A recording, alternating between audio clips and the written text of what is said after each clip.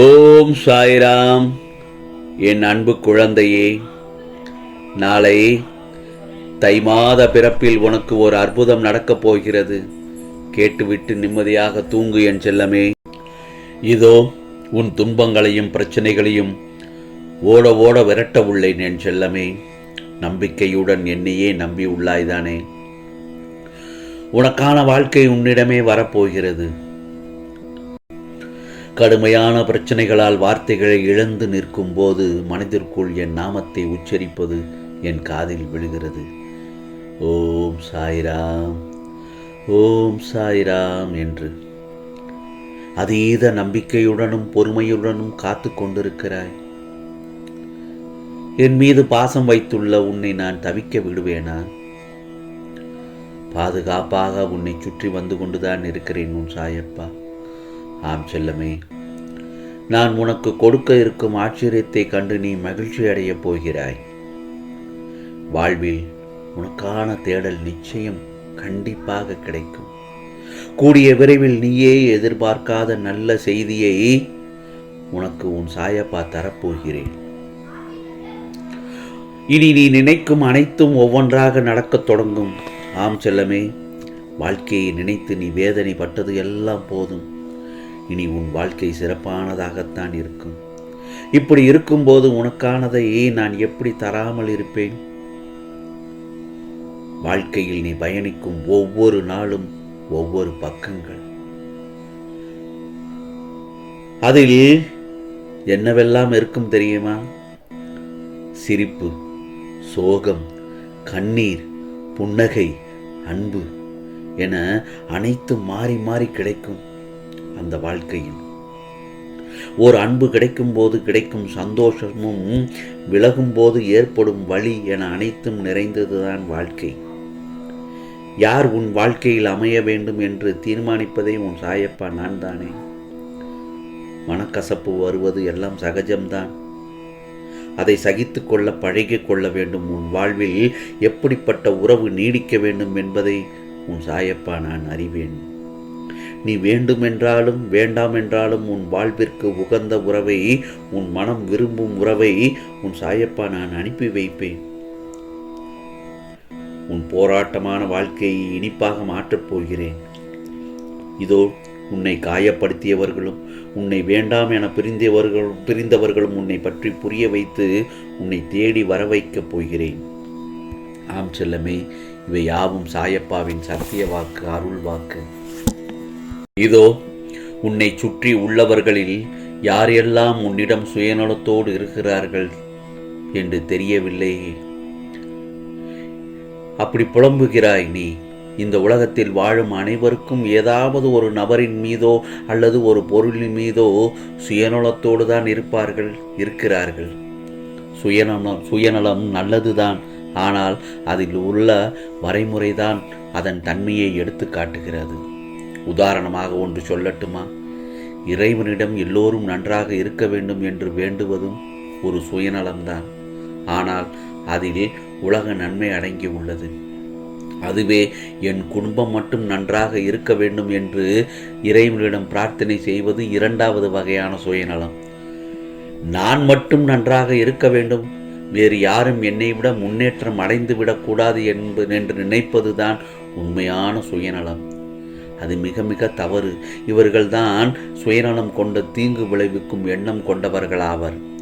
எந்த ஒரு சூழ்நிலையிலும் ஒருவருடைய சுயநலம் மற்றவர்களின் உணர்வுகளையும் மற்றவர்களுக்கு துன்பம் விளைவிக்கும் விதமாக இருக்கவே கூடாது. ஆம் செல்லமே, உன் கண்முன்னே ஒருவருக்கு உதவி தேவைப்படுகிறது என்றால் அதை நீ அந்த நிமிடமே உன்னால் முடிந்ததை உதவ வேண்டும். அதை விட்டுவிட்டு உனக்கு நேரம் இல்லாமல் இருப்பது போல் அங்கிருந்து வெளியேறுவதும் தான் உண்மையான சுயநலம். அதே சமயம் செய்த உதவியை எல்லோரிடம் நான் தான் இந்த மாதிரியான இக்கட்டான சூழ்நிலையிலிருந்து அவருக்கு நான் உதவி புரிந்தேன் என தம்பட்டம் அடித்துக் கொள்வதும் அது ஒரு வகையான சுயநலம்தான்.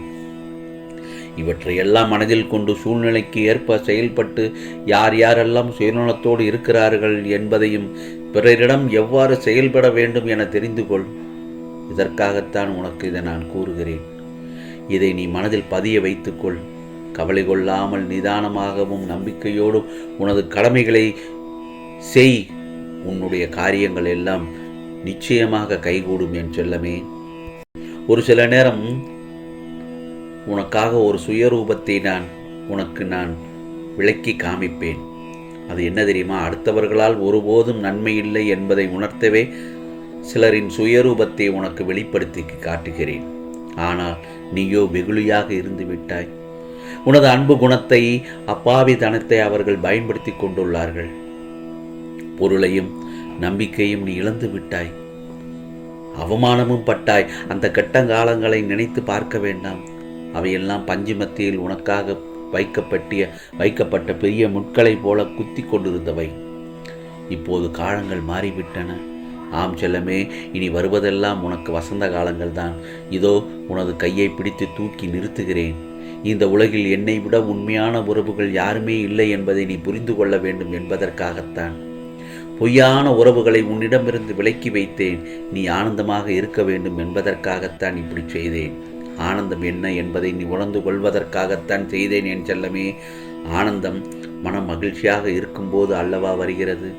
மன மகிழ்ச்சி எப்போது வருகிறது? உன் கோரிக்கைகள் அனைத்தும் நிறைவேறிய பிறகுதானே மன மகிழ்ச்சி வருகிறது. ஆனால் அதனால் தான் உனது கோரிக்கைகளை எல்லாம் நிறைவேற்றி உன் சாயப்பா உன்னை ஆனந்தமாக வைத்து கொள்ளவே முயன்று கொண்டிருக்கிறேன். கவலைகளை மறந்து என் மடியில் படித்து ஓய்வெடு. நாளைய பொழுது உனக்கு நன்ற பொழுதாகத்தான் விடியும். வாழ்க்கை என்னும் கடலில் நீ வாழ்ந்து கொண்டிருக்கிறாய் என் செல்லமே. உன்னை நோக்கி வரும் அனைத்துமே நிர்ணயிக்கப்பட்டது. அவற்றைத்தான் நாம் விதி என்போம். உன் வாழ்க்கையில் விதி என்பது நல்லதோ கெட்டதோ உன் வாழ்நாளில் தினம் தினம் அசைகின்ற அசைவில் கூட நிர்ணயிக்கப்பட்டதாகத்தான் இருக்கும். அப்படி இருக்கும்போது ஒரு பக்கம் விதி, இன்னொரு பக்கம் முந்திய பிறவியின் கர்மவினை. இவை இரண்டும் தான் இன்று உன் சூழ்நிலைகளுக்கு காரணம். இதிலிருந்து நீ எப்பொழுதும் எந்த நேரத்திலும் தப்ப முடியாது. ஆனால் நீ என் பார்வைக்கு திருப்பினால் உன் வசந்தத்தை நான் கைப்பற்றி உனக்கான அனைத்து இக்கட்டுகளிலிருந்து உன்னை காப்பேன். என் லீலைகளை தக்க சமயத்தில் உணர்வாய். உன் வாழ்க்கைக்கு இனி ஒவ்வொரு அதிசயத்தையும் கண்களால் பார்த்து மனதால் உணர்ந்து அறிவால் அதை புரிந்து ஏற்று பக்குவப்படுவாய் என் செல்லமே. ஒரு மனிதன் வாழ்க்கையில் ஜெயிக்க 2 பேரிடம் முட்டி மோதி சண்டையிட வேண்டும். அப்படி நடக்கும் சண்டையில் ஜெயிப்பது 2மே அல்ல. உன்னுள் இருக்கும் நான் என்ற கேள்விகளுக்கு நீ எந்த நேரத்தில் என் சாயப்பா என்று சொல்கிறாயோ நீ முக்தி என்ற ஞானத்தின் மீது சவாரி செய்ய போகிறாய் என்று அர்த்தம். மேலே நான் சொன்ன அந்த 2 பேர் யார் யார் என்று தானே யோசிக்கிறாய்? அது உன் மனமும் புத்தியும். இவற்றை ஜெயித்தால் நீ வாழ்க்கையின் அர்த்தத்தை உணர்ந்து விட்டாய் என்பதுதான் அர்த்தம். உனக்கான வெற்றி காலம் ஆரம்பித்து விட்டது என் செல்லமே. கண்டிப்பாக நாளைய பொழுது உனக்கு நல்ல பொழுதாகத்தான் விடியும். ஆம், இனி உன் வாழ்க்கை ஒளிமயமாக மாறும். உனது முயற்சியை கைவிட்டு விடாது. எந்த பலனையும் எதிர்பாராமல் மனதை சலனமின்றி வைத்துக்கொண்டு உன் வழியில் செல். அந்த வழி பாதையானது முட்கள் நிரம்பி குண்டும் குழியுமாக இருந்தாலும் நீ நடப்பதற்கான மலர் பாதையாக நான் அமைத்து கொடுக்கிறேன். எப்போதும் என் நாமம் உன் நாவில் இருக்கட்டும் என் செல்லமே. என் உருவம் உன் கண்களில் நிலைக்கட்டும். உன் இதயம் என் ஆன்மாவை சிம்மாசனம் போட்டு தன்னிடம் அமர்த்தி கொள்ளட்டும். அப்போது உன்னுடைய பிராயத்தம் ஏதுமின்றி நீ நினைத்தது அனைத்தும் தன்னால் நிறைவேறுவதை உணர்வாய். அனைத்து விஷயங்களிலும் ஜெயம் உண்டாகும். வெற்றி தரும் பாபாவாக உன்னிடம் இருக்க விரும்புகிறேன். உன் பிரார்த்தனை எல்லாம் நிறைவேறப் போகிறது எல்லாம் செல்லமே. நடப்பது எல்லாம் உனக்கு சாதகமாகத்தான் அமையும். ஆம், நாளைய பொழுது உனக்கான பொழுதாகத்தான் விடியப் போகிறது. நிம்மதியாக கேட்டுவிட்டாய் அல்லவா? நிம்மதியாக தூங்கு என் செல்லமே. உனக்கானது எல்லாம் நல்லதே நடக்கும், நல்லதே நடக்கும். ஓம் சாய்ராம், ஓம் சாய்ராம். ராம்ஜி அருள் கிடைக்கட்டும்.